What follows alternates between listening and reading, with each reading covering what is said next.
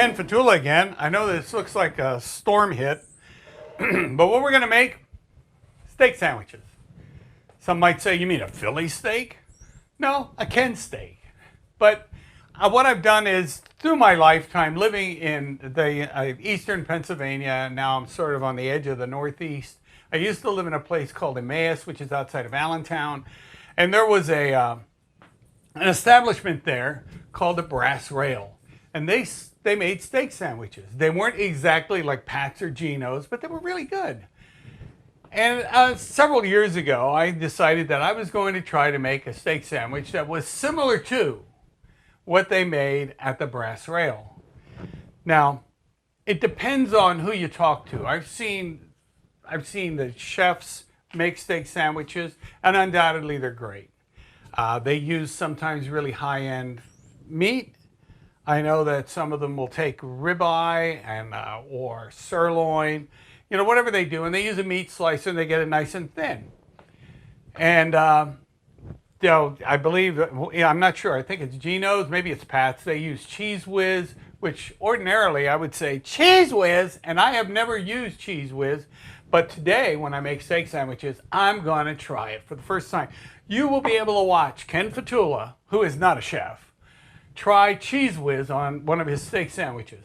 There's a couple of things we want to start with, because the way that I make them, I think, is a little different than the way anybody else makes them, because what I do is assemble stuff along with the meat. Now, the first thing we're going to do is I'm going to put some of this chopped up garlic right in here. So I've got this oil in here. I'm going to put the oil in with the garlic. And what's supposed to happen is they heat up at the same temperature. I want to get this garlic around because this garlic is going to stay in here, or at least I'm hoping some of the garlic oil stay in here, because the first thing I'm going to do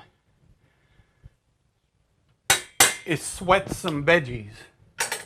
We've got some colored peppers, bell pepper, that I've cut up. Now, I don't have full rings because I prefer it this way. Do it however you want. You want to have a full ring? I don't care how you cut the pepper.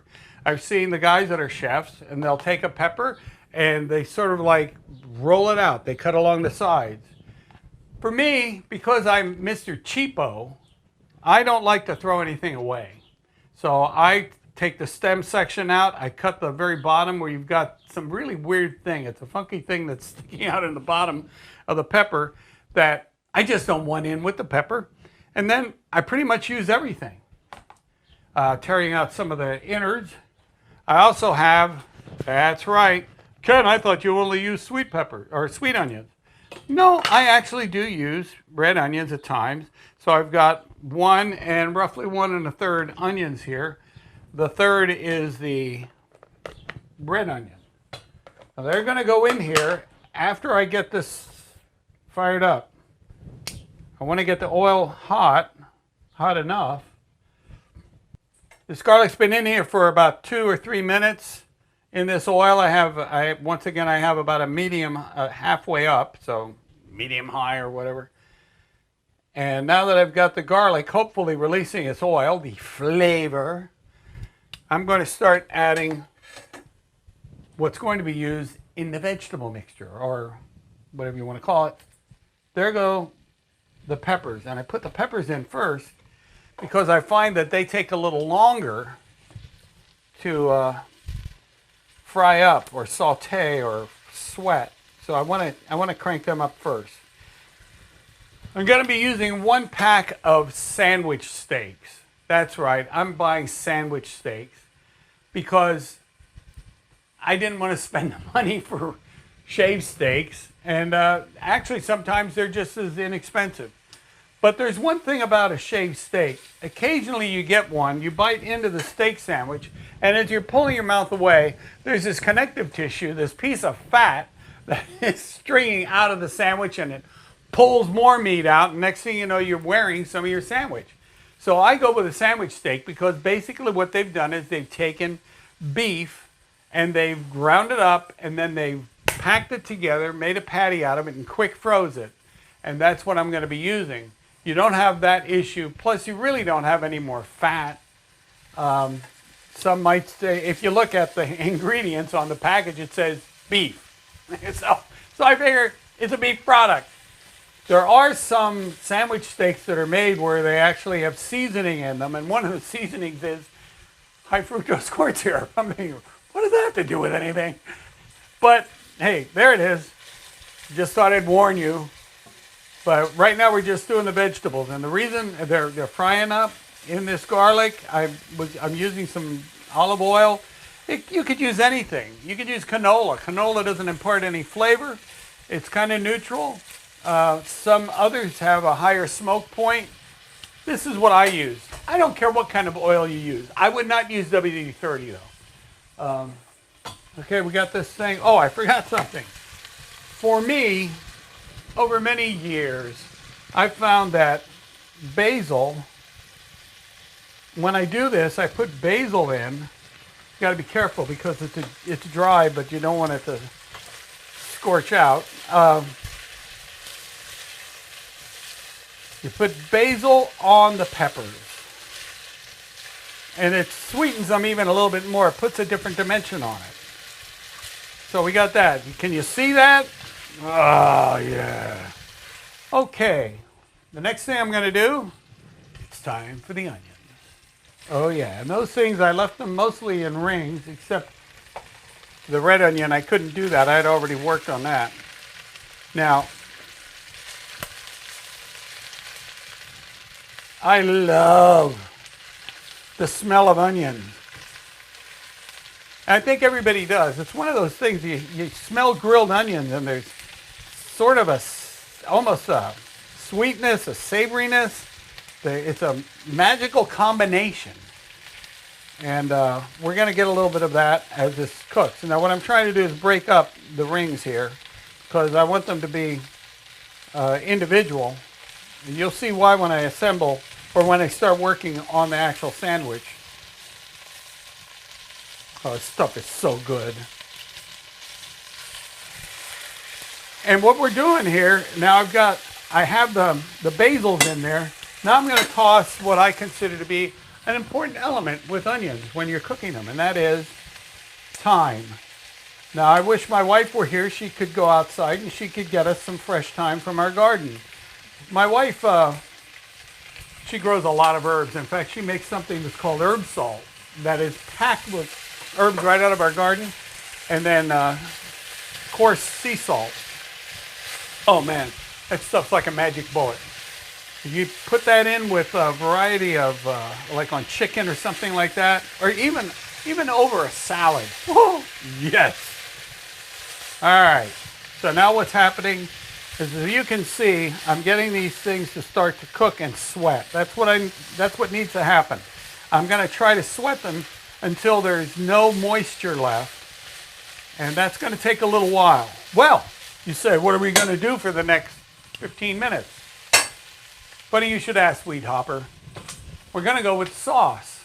All right, now we're going to do sauce. That's right, I make a sauce. Because I think that a sauce is vitally important. Now this is just regular tomato sauce. It's got sea salt in it, so it has a little bit of seasoning, not much. I rinse that off because sometimes the dust collects on a can. I'm going to shake it up so that hopefully all of it will pour out very quickly. And I could use a can opener, or I could use the electric can opener. But I'm going to try to show off. Operable word, try. I joined the Army in 1964. This is what was known then as a P-38. It's a can opener. And when you got proficient with it, this one seems to be, oh no, we're good. If you were proficient with it, you could open your C-rats. I was back in the day of C-rats before MREs, which are meals ready to eat, or meals rejected by everyone. It just depends. I never, I shouldn't say I never, but I seldom criticize the military for their food. Because when I was in Bosnia, they had Brown and Roots was there making the food, and baby, Of course, it was interesting. The guys that I served with, when we would go to a meal, the guys would go with me and they'd put me in the front of the line. And they'd say, hey, Ken, eat it. Tell if it's any good. I was the gourmet, a military gourmet. So what I'm going to do, I'm going to let that sit there for a minute. And see, I opened it with this little thing here.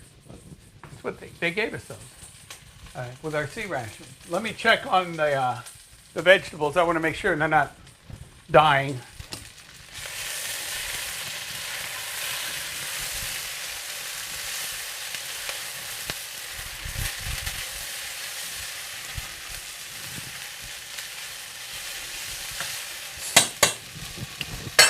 The simple truth is, I wish that I had a flat top. Of course, that's not terribly practical in the kitchen. But with a flat top, I could just toss everything on there and I just do it with a couple spatulas. But I'm using a skillet, a kind of a skillet, more of a pot, and it does the job. If I wanted to retain the moisture, I just put the lid on and let it cook. But I don't really want it to cook. I want it to purge as much moisture out of them as possible, make them limp, without burning them.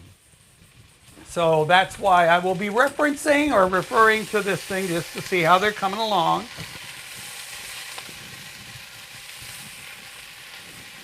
Can you smell it? Yeah. Oh.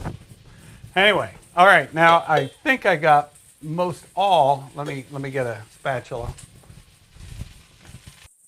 All right. Because I'm chintzy, I want to make sure I get as much of the tomato sauce out of the can as possible. So now all this is so far is tomato sauce. But this isn't. This is dehydrated onion. Oh, no, that's actually garlic. Here's dehydrated onion. Dehydrated onions, and you put about a tablespoon or more. This is 28 ounces, I believe. Hold it, I gotta go back to the vegetables.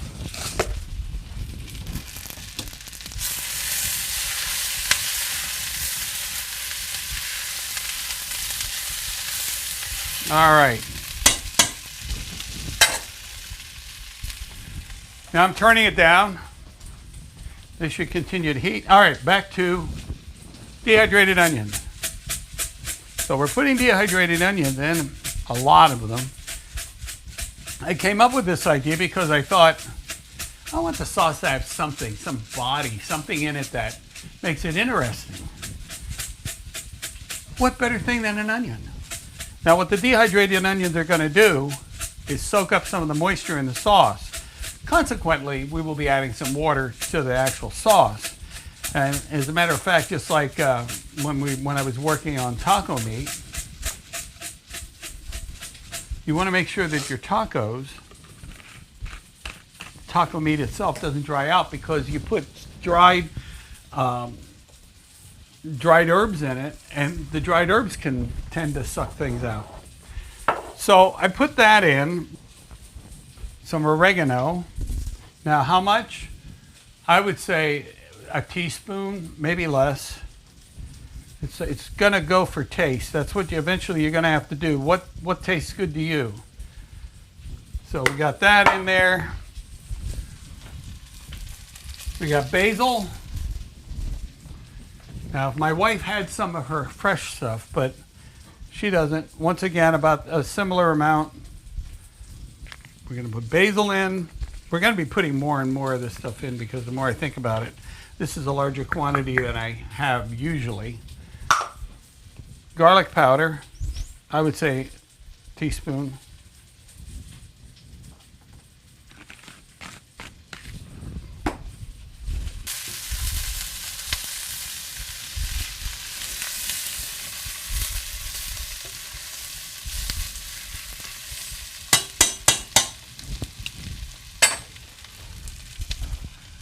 And then salt. Obviously, you don't want to put too much salt in, because they have salt in the sauce. So I'm guessing somewhere around a teaspoon or a teaspoon and a half. I'm going to put that much in initially. Sugar. Now, I'm putting in, what does that look like? Almost a tablespoon. I'm going to put sugar in. I want it to have some sweetness. Then we're going to put red pepper flakes in. This is just to make life interesting. Because red pepper flakes, if you've got heat, you've got some salt, and then you've got some sweetness. I think that's always a perfect balance. How much you're going to put in, that's going to be up to you. What happens is, from what I understand, the most of the heat is in the pepper, or I should say the seed of the pepper, and there's a lot of seeds here. So we'll just see how it turns out. My wife says it can never be too hot. Sure. Of course it can be. Now I put all this together and we're going to be putting it on the stove. Right now I'm going to show you what the veggies look like. So this is what I was going for with the vegetables. You see they're kind of wilted. They aren't down to where, you know, they don't exist anymore, but they're limp. That's what I want because this is going to actually be mixed in with the meat. Now, we're going to heat this up. I'm going to turn this beyond low, put it up around 2, so that's kind of a medium. Stir everything in, and undoubtedly I'm going to require some more of the types of herbs. So while we're waiting for it to start heating, I'm going to get some water to put in there. I'm putting about an ounce, well, 2 ounces of water in. And this is going to take a little time. So this is what we have.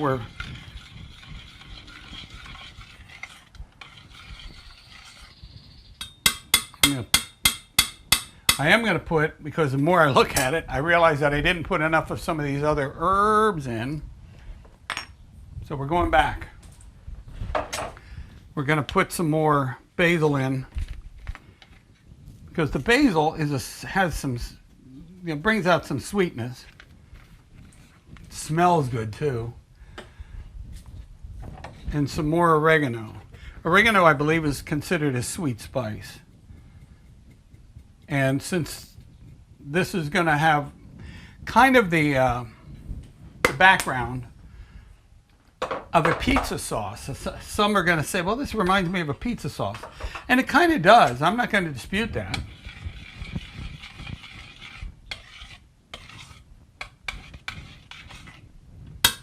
Now that I've got this stirred up, I believe we're going to put some more peppers in. You can never have too much pepper, or so my wife says. And a little bit more. I'm coming back. Don't worry, I didn't go away. Garlic powder. A little bit more garlic powder. And that hopefully is going to be good. It might, believe it or not, take more. Here, don't tell anybody. It might take more salt, but I don't want to play with the salt yet. Eventually this will start to pop. What I mean by that is it'll bubble on the bottom. And until that happens, not much is going on. So, Mr. Ken's going to put the lid on this. Now we've got this taken care of. All right, now what we're going to do, I'm going to show you. I buy Philly Gourmet, Steakums, Philly Steak, and there's some others like store brands. And all this is a compressed steak. It's compressed beef that has been, like, I don't know what the word is. They took it, they ground it up really fine, and then they put it together in a patty. And there's no binder, it's just meat and some fat, obviously. And what I do is I'll take this apart.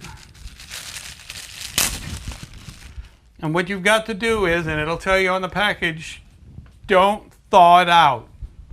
Now, we're going to go over here.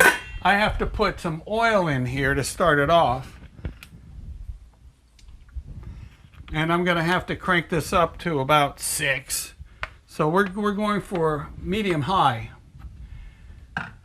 There won't be anything added to this except salt. That's the only thing that's going to go on the actual steak. Now these things, these have been sitting around for a while, I think. But you see that this is what it looks like. This is meat though, and it's raw meat. Consequently, I put it on newspaper because I want to try to protect the surface as much as possible. And we're having trouble getting this apart because if this was a brand new pack that hadn't been in a minus 247 degree freezer, I exaggerated. But this is what you do. You take them and you break them. You stack them on each other.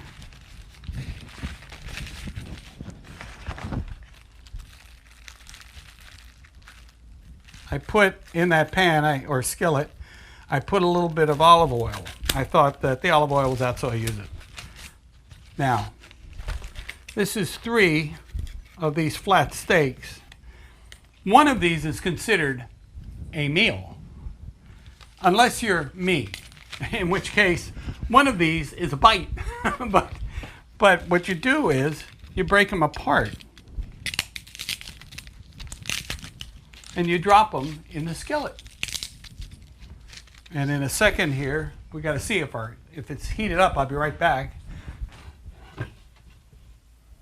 Yep, I believe we got soup. So let me dump this in here, and you will hear the sound.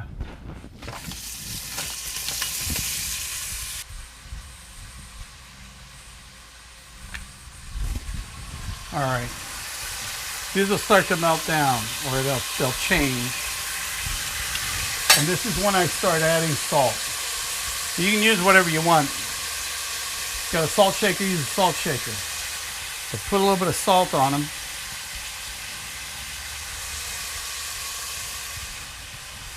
And as they start to cook and they lose some of their rigidity, they also change color.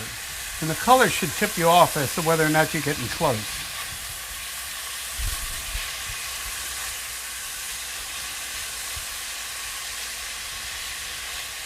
Now, if you've got regular steak, it'll be a little bit different, but they don't take long. If it's a sandwich cut, I guarantee you, these things really cook fast.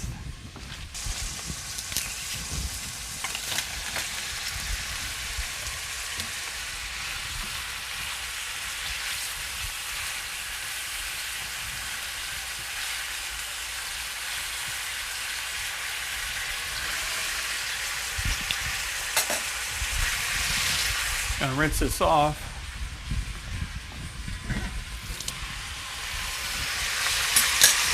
That's right, I got 2 things going on at the same time.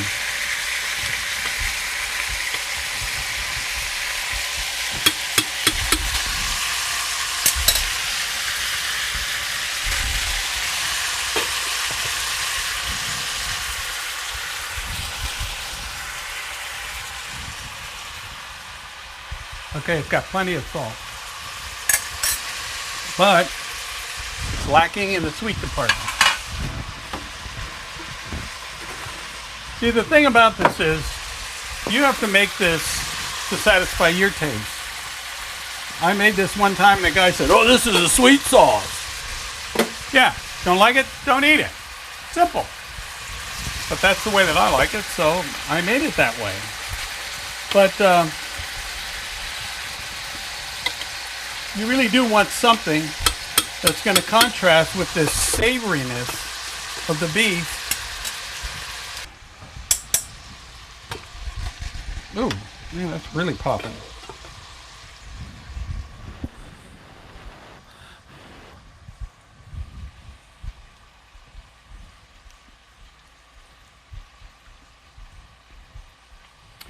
Needs more heat. I should call my wife in here because she is the expert on this stuff.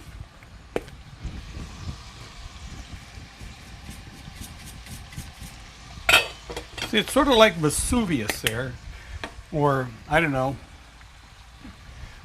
what do they call it, Old Glory, or the thing that, Old Faithful, not Old Glory, Old Faithful, you know, the geyser. Yeah, it's kind of like what that stuff is looking like. But I believe that this is going to be okay. Maybe it needs a little bit of basil too. I know what the frustration. Why didn't this idiot give us the exact amount? Because I'm making it for me, not for you. I'm showing you what I do, and you can craft it on your own.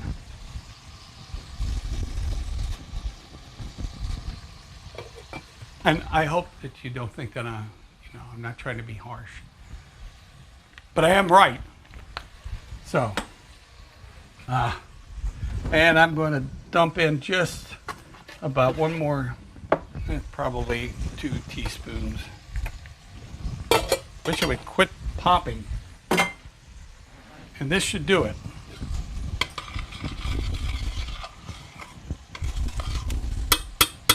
The more I think about it, maybe it needs some more oregano too. Let me put some more oregano in. Remember, I'm making it for me.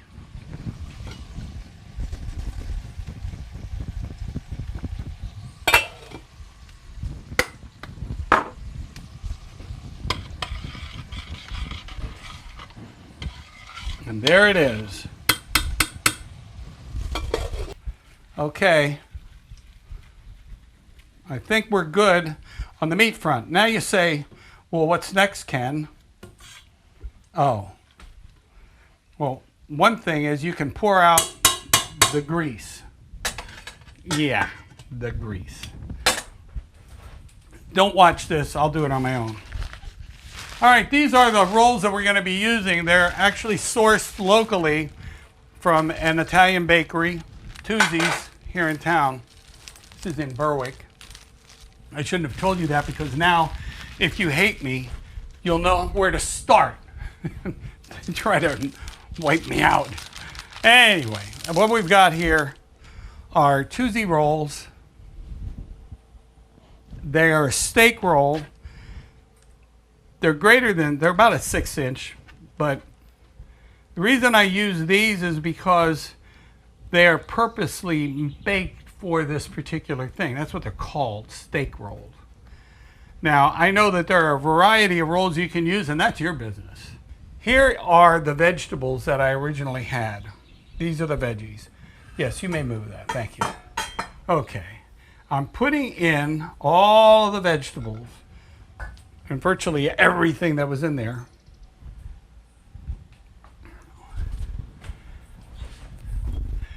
I want to make sure it all gets out.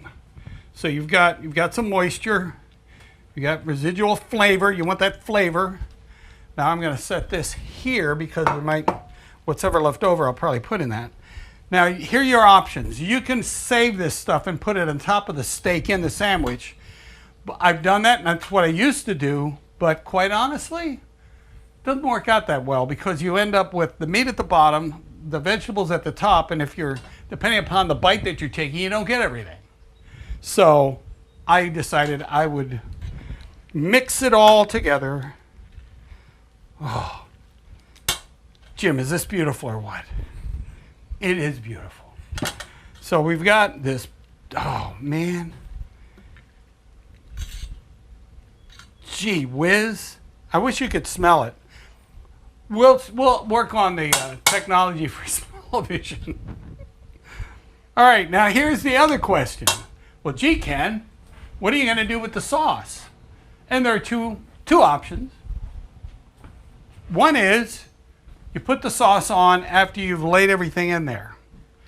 The other option is you pour sauce in and you mix everything together, and then the only other thing that needs to go on there is your cheese. Well, Mr. Ken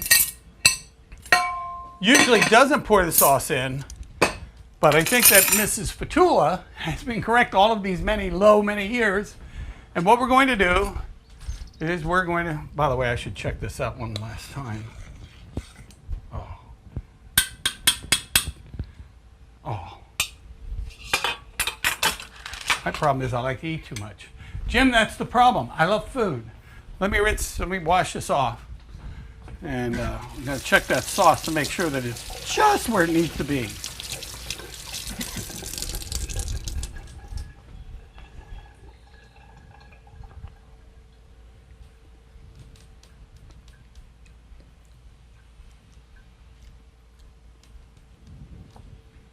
I'm actually going to put some more sugar in.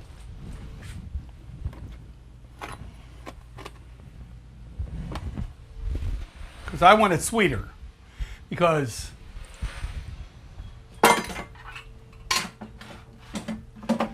hopefully that will do it. Let me stir this up. It's stirring. The problem was the last time that I did this, it was a small can. And I haven't adjusted properly for the large can. This is how Ken, unfortunately, does things at times. That is hot. Okay, that should be right about where we need it. Man, I hope so.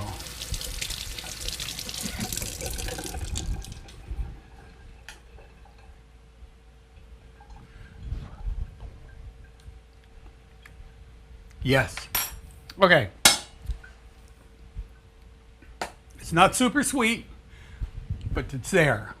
The heat is there. The savory is there. Those herbs are in the background. It's just really this is what you want.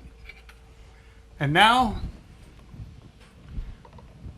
we're going to add the sauce. Not all of it, because this is more sauce than you need.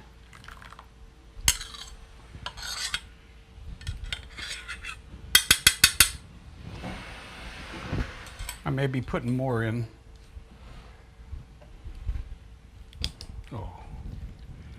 Oh, yes.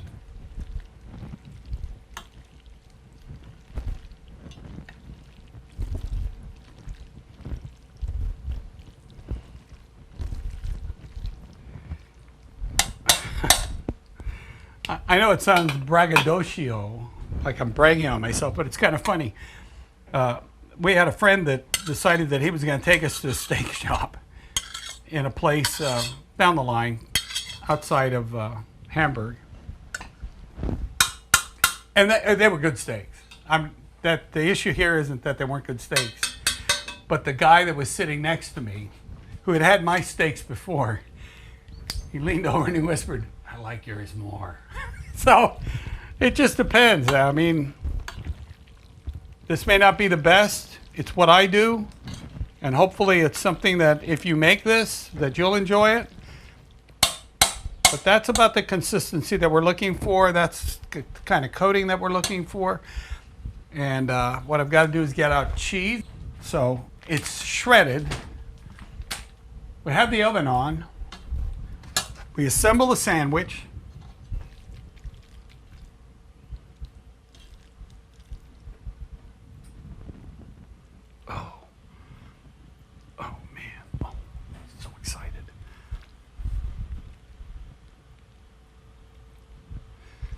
Doesn't take much to make an old man happy. Oh, boy.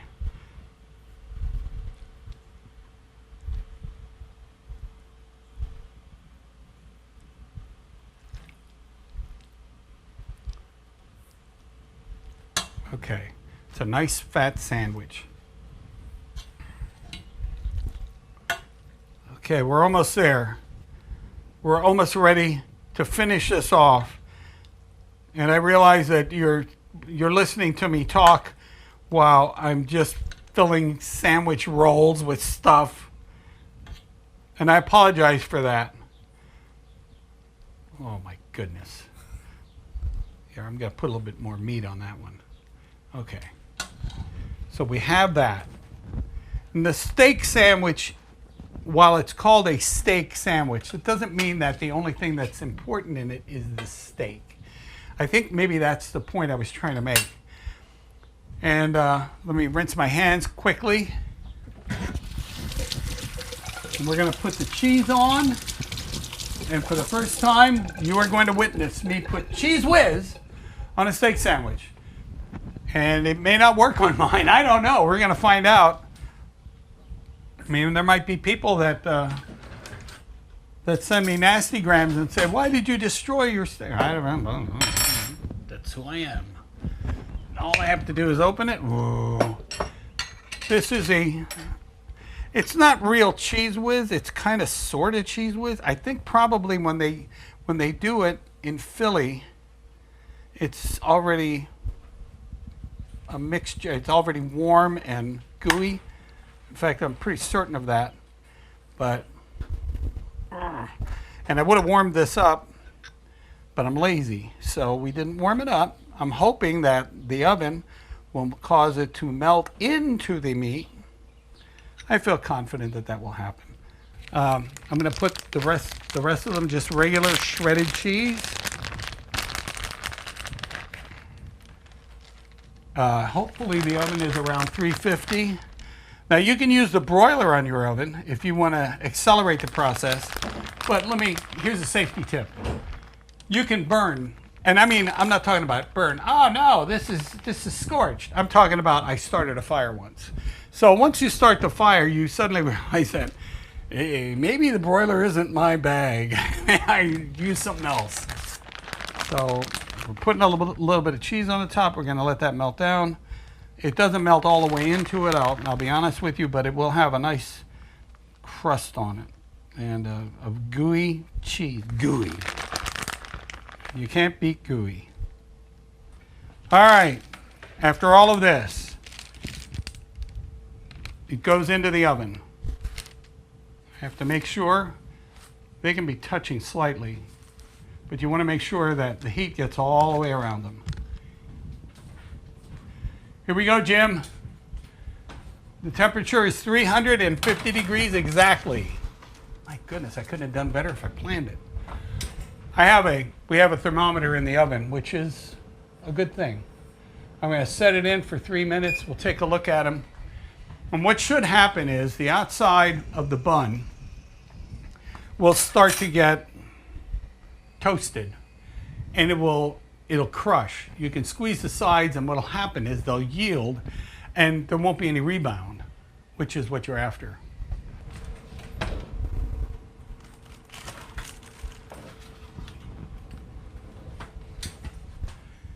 Yes. And what I'm going to do, I'm going to see if I can push some of that down. Are you melted yet? Not quite. Oh well. All right. Jim, I'm going to take a bite. I was going to say, yeah. I'm going to try it out. They're hot.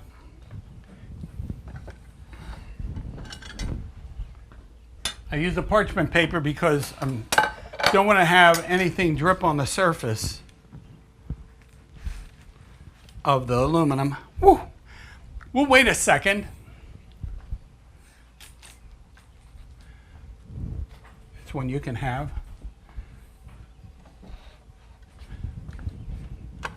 You can actually have two. Leonore, I'm putting out a sandwich for you because I love you.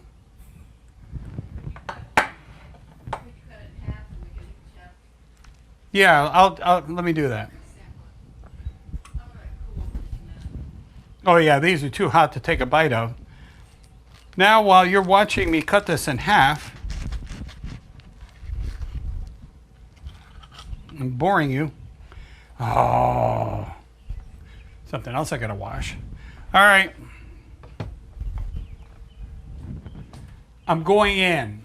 This is Ken's first chance or try, and I should have heated it up a little bit so that it would have been liquid, and then it would have incorporated, but we're gonna try it anyway.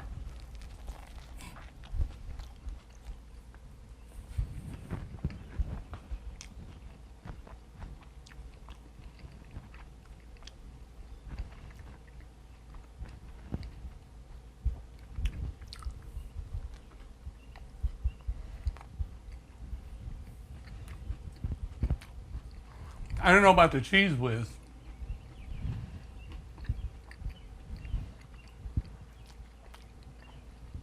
First, it's pretty good.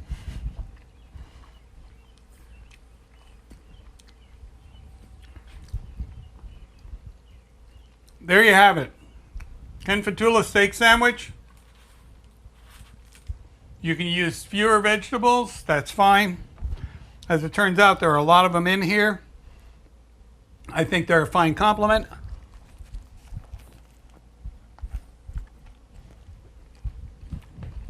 The sauce, for me, oh, now I just got a hit of that cheese whiz. Not too bad.